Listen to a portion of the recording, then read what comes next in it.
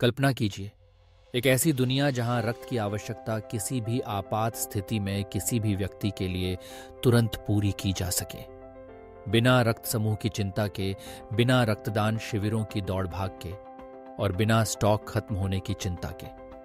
हाल के वर्षों में विज्ञान ने इस कल्पना को हकीकत में बदलने की दिशा में महत्वपूर्ण कदम बढ़ाए हैं।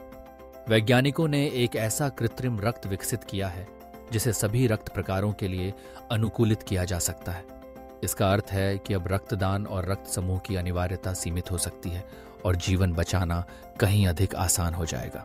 जापानी शोधकर्ताओं द्वारा विकसित यह कृत्रिम रक्त न केवल सार्वभौमिक रूप से संगत है, बल्कि इसकी सबसे बड़ी विशेषता है इसका लंबा शेल्फ लाइफ। इसे रेफ्रिजरेशन के बिना भी लंबे समय तक सुरक्षित रखा जा सकता है। इस खोज का महत्व तब और बढ़ जाता है जब हम जानते हैं कि हर साल दुनिया भर में लाखों लोग केवल रक्त की कमी के कारण अपनी जान गंवा देते हैं।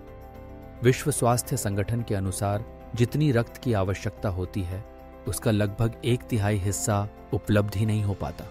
अमेरिकी सेना भी इस दिशा में शोध कर रही है, जहां एरिथ्रोमेर नामक कृत्रिम रक्त विकसित किया जा रहा है। यह उत्पाद भी बिना प्रशीतन के किसी भी व्यक्ति में दिया जा सकता है। विशेष रूप से युद्ध क्षेत्र, आपदाओं या ग्रामीण क्षेत्रों में जहां रक्त उपलब्ध कराना मुश्किल है, वहां यह तकनीक क्रांतिकारी साबित हो सकती है। हालांकि इस क्षेत्र में कई चुनौतियां भी हैं। सुरक्षा और प्रभावशीलता सुनिश्चित करना सबसे बड़ी प्राथमिकता है।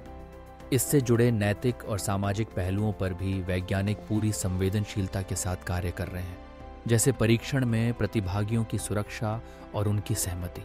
आज भले ही कृत्रिम रक्त व्यावसायिक रूप से उपलब्ध न हो, लेकिन विज्ञान की यह यात्रा मानवता के लिए नई उम्मीदें लेकर आई है। भविष्य में यह तकनीक लाखों जिंदगियां बचाने में सक्षम होगी, एक नई सुबह जिसमें रक्त की कमी इतिहास बन जाएगी।